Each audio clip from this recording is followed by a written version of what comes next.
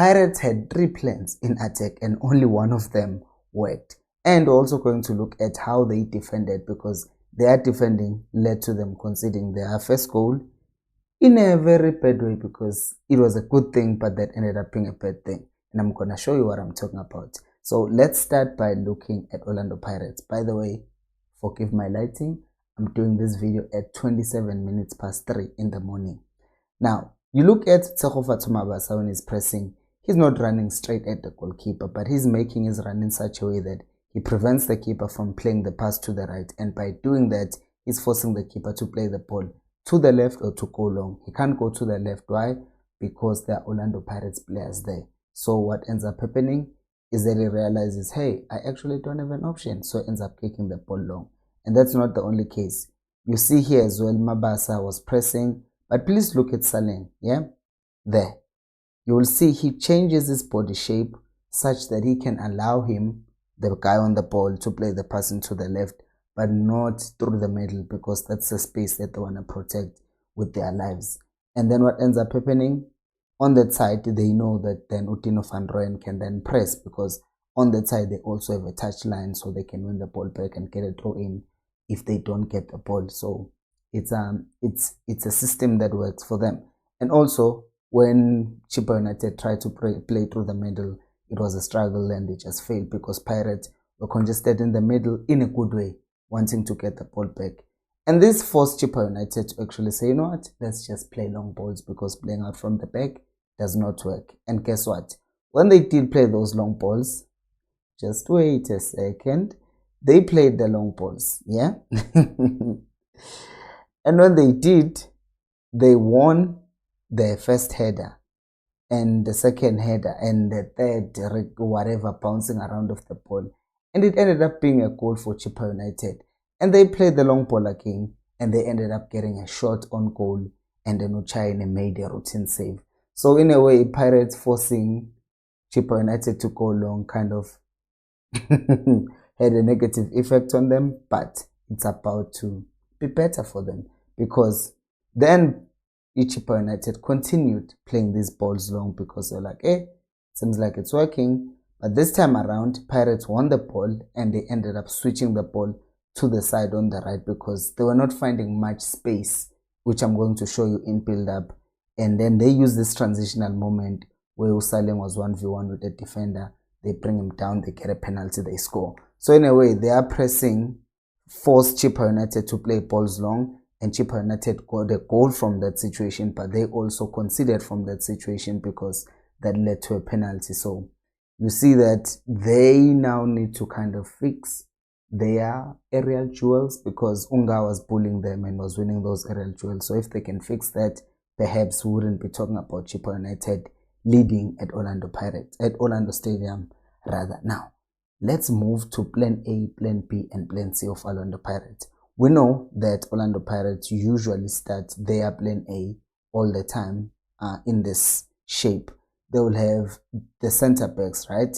Which is Usesane, Nonda at the back. It's the two of them. And then the 4 in front of them, they push the full backs. In this case, it's Van Rooyen there on top by the, where there is, right there, where there is a time, a score line, right?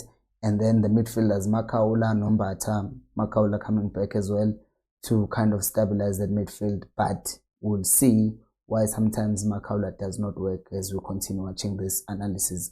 So you'll see from the get-go, Chippa United is just closing anything that's going through the middle. And their coach did say before the game started that, hey, want to make sure that nothing goes through the middle.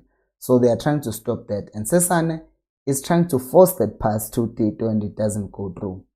And from that moment on, you see that Tito is just there, not with Makaula and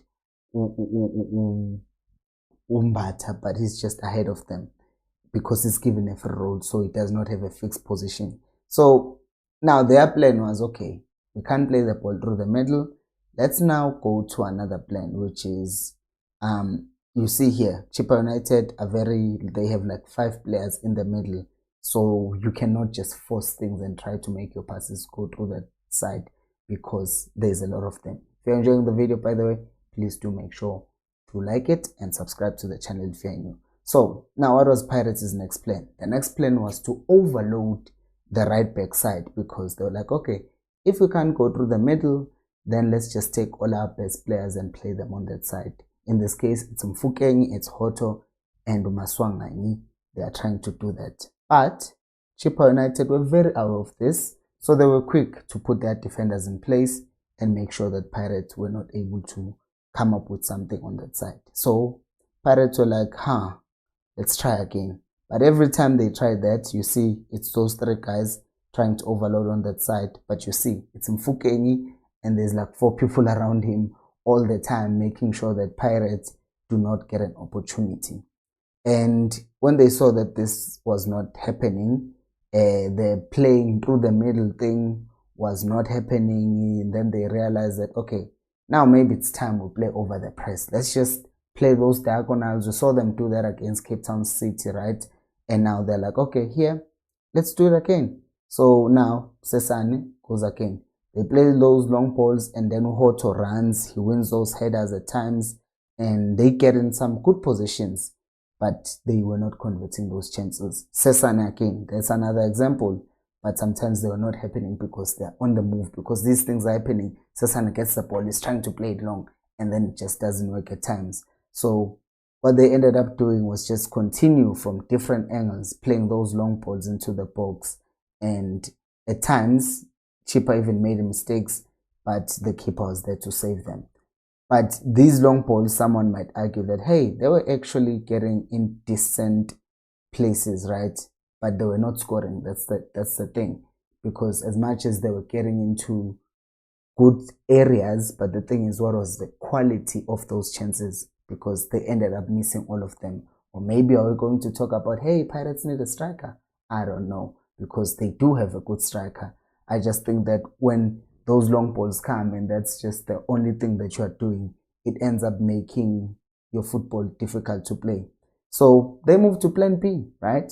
So now plan B was second half. They have Relebule Mfukeng, who is a winger, but they were now like, no, let's play more centrally. So they tried to play more centrally so that they will allow Hoto to fly down the wing. And even here, when he gets the ball into those spaces so that he can try and shoot. But it just didn't work for him, unfortunately. So what ended up happening is they took him out. Now, when they took him out, they were going to plan C. Of course, they were going to plan C because, they tried plan A, which was try to go through the middle, try to overload on the other side with the three guys. And when that didn't work, they continued with their diagonals. And when that didn't work, they're like, let's take out Makaula, let's take out Mfukeng. Let's bring on Udlamini. Now, when Dlamini comes on from Mfukeng, look at his positioning, right?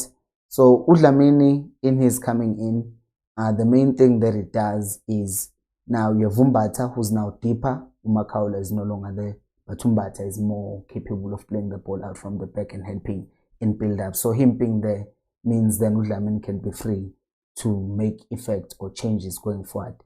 Now, when he comes in, what does he do? He does the same thing that Sesane had been doing, which is now trying to play diagonal balls onto Uhoto on that side.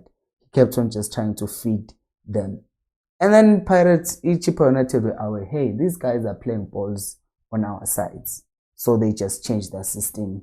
And as you can see here, you can clearly see that now you have 5-4-1. They changed their system to a 5-4-1 to make sure that out wide they have the width, but also in the middle they are not now like in the beginning they were like a very compact 4, but now they are more concentrated on just making sure that they are across, because they realized that Pirates were playing the ball on the sides. So they were playing that flat 5-4-1. And the only striker, I pointed him with the word here next to his name. So what happens then is Pirates realizes that, hey, it's the 87th minute. These guys are now just trying to get a point, which is something that I hate, because when you were attacking Pirates and going direct at Pirates, you were getting something. But now you're inviting pressure. And they sat in this position for such a long time, just defending and defending. but they were tired and they were dropping and dropping and dropping. And Hoto, on the 91st minute, gets that opportunity. He plays the ball into the box. Free header, Monapule Saleng, Pirates wins the game. So at the end of the day, from going from plan A to plan B to plan C, we can say Pirates did a good job at the end of the day because they were able to find a way to win. Because at times, even if the way that you are playing is not pretty, if you can be that team that's going to say, we're going to find a way to win, is good. However, I worry that since I've watched Pirates and analyzed all their games, I worry on behalf of Pirates fans. I see the same thing, 2-4, 1-3. And if it doesn't work, I could try to play diagonal balls. What if the team is as strong as you aerially and they keep on winning those balls? But what did you guys think of the game? Do let me know down in the comment section below. Thank you so much for watching, and I'll see you on the next one. Bye.